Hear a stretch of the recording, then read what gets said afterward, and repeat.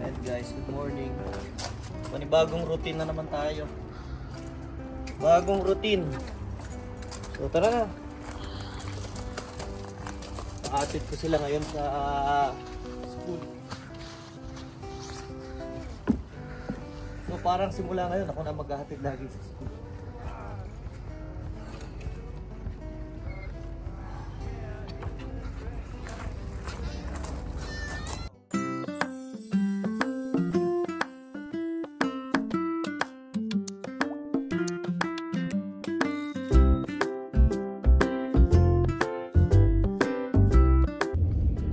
Tinanggap na kasi ni Mami yung bagong schedule. So parang opening na siya. Actually hindi naman opening kasi, di ba usually opening nila 6:30. Ang schedule na niya ngayon is 7 AM. So pwede naman siyang lumabas para maghatid sa mga to sa school. Ko-compensate na lang niya na mag-extend siya ng extra hours. Kung ilang minuto siya mawawala, dadagdagan na lang din niya. Kaya lang, sabi ko ako na lang. Kung wala rin lang naman akong dahilan, kumbaga, usually ganitong oras, anong oras na ba? 8:30 na? Usually ganito 8:30 nagsiselfone pa rin naman ako.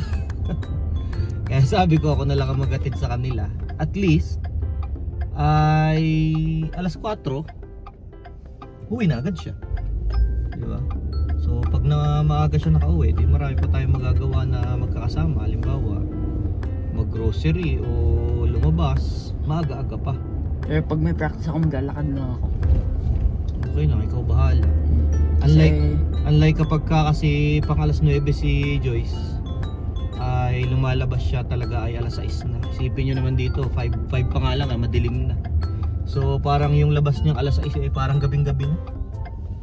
At kumbaga kakain na lang kami, tapos wala na, stay at home na lang. Wala nang talagang ibang magagawa.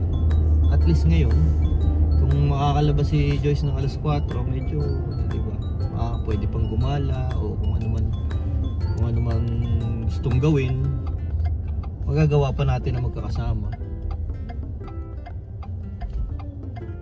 Halos time na lang yung out namin 3:27 kami, 3:30 kami. Si Mami 4 o'clock pagkadating natin, ipadating na din siya. Sino? Si Mami.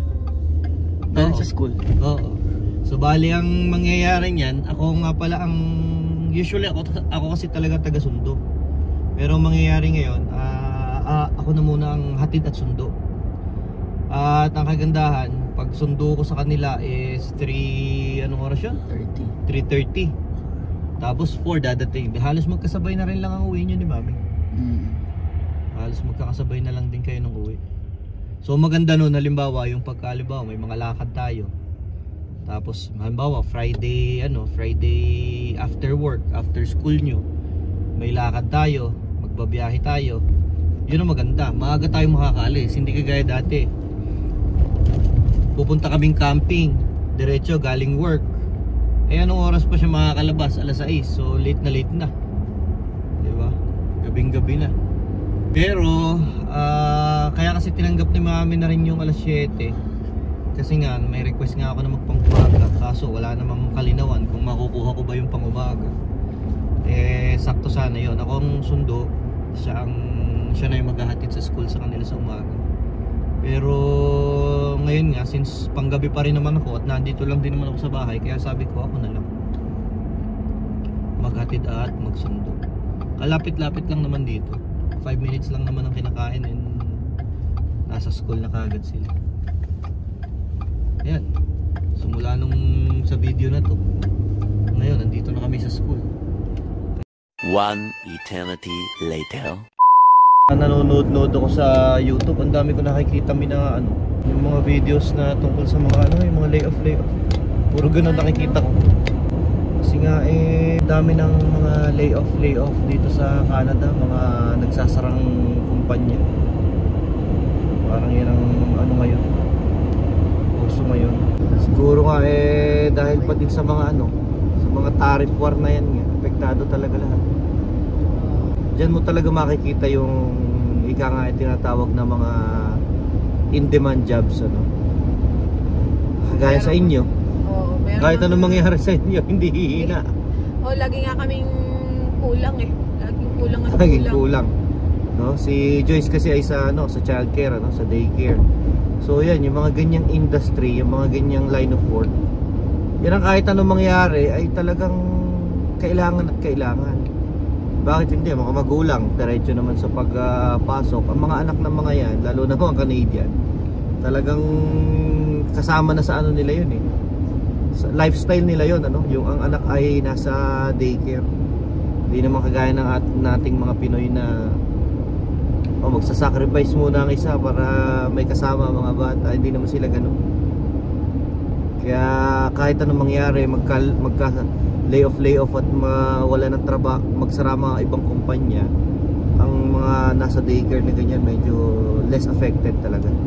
Ako naman sa experience ko sa trabaho namin, kasi dito guys, napakadaming, dito ay ang logistics at saka ang warehouse talagang napakadami. At ang pag sinabing warehouse, iba-ibang klase yan, no? So storage yan. It's either storage ng parts, storage ng mga food. Pagdating sa food, meron yung freezer, cooler, tsaka yung mga pagkain na nasa dry, no? Yung hindi kailangan palamigin. So maraming iba-ibang klase. Yung aming warehouse na pinagtatrabahuhan ko is ano siya, base siya sa Quebec na company. Kumbaga Quebecois ang may-ari sa kanya. Pero kalat na siya dito sa buong Canada. And ang mga ini-store ay mga pagkain at kumpleto, merong freezer, merong cooler, tsaka merong dry.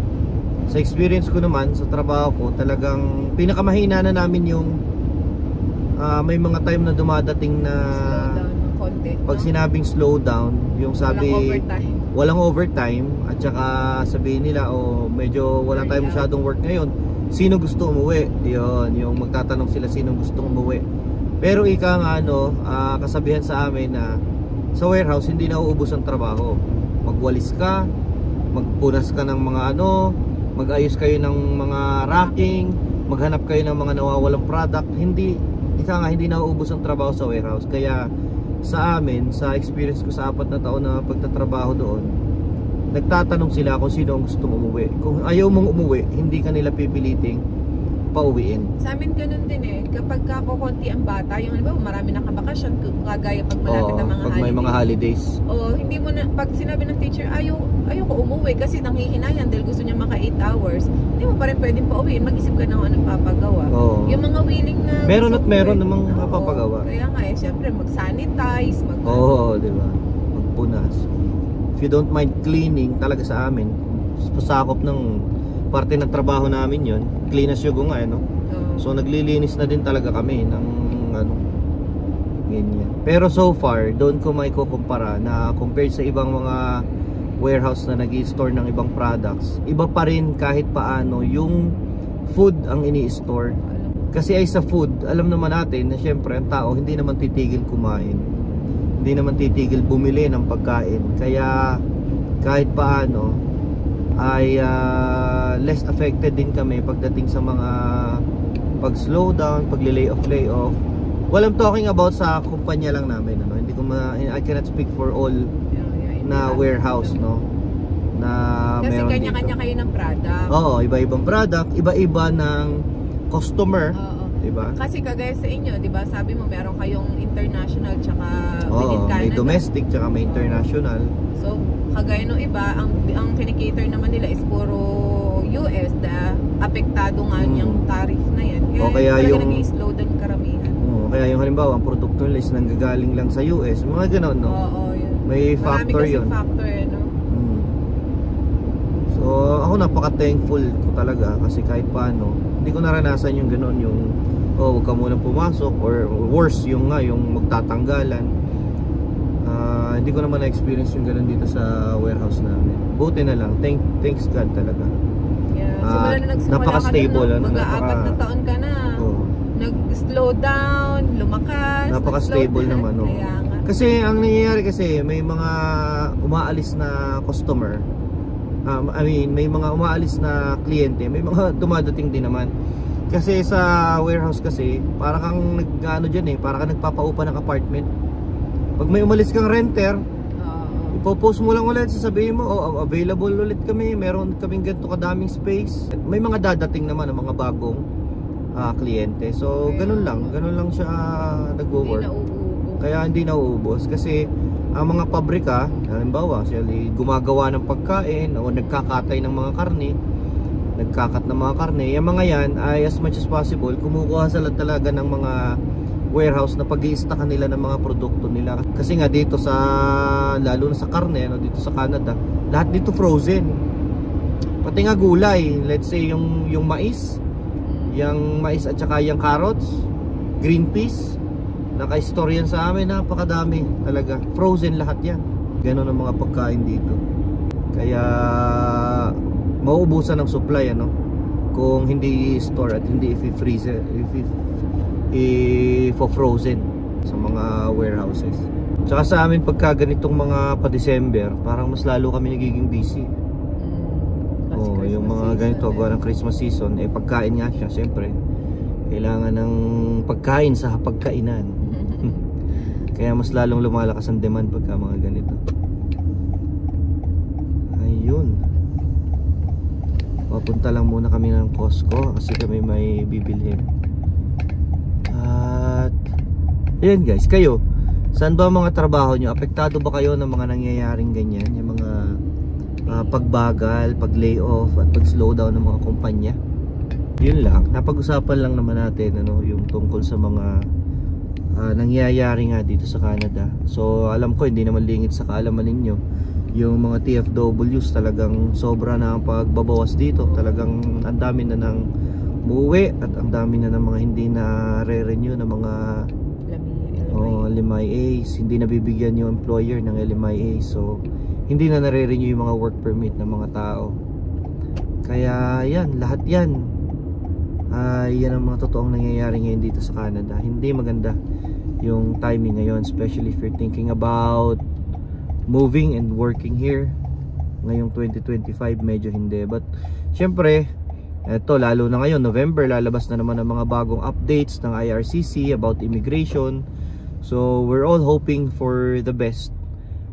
Lalong lalo na ang wish ko is para dun sa mga nandito man lang na mga naghihintay, lalo na sa mga naghihintay ng application, sana yun man lang yung mga bago, bawas na talaga yung mga pumupuntang bago. Pero at least sana yung mga nandito, bago pa maubusan ng status, ang hope ko lang talaga makuha na nila yung mga kung ano man yan, permanent residence application or yung mga work permit na mga extensions. Sana lalo na yung mga, syempre yung mga legit at yung mga hindi na memeke, yung mga walang ginagawang labag sa mga rules, sana sila ay ma-prioritize na maayos na din yung mga application nila. So yun lang naman po, hanggang dito na lang yung vlog natin for today, and thank you for watching. See you on the next vlog. Bye bye. The next day. Guys, mag-i-stone tayo pa uwi. Ito yung nasaksihan natin. Ano kaya to? Yung buong ulo ng truck nasusunog. Grabe naman yan. Init. Ayun, na-witness tayong nasusunog na truck. Agang-aga nun guys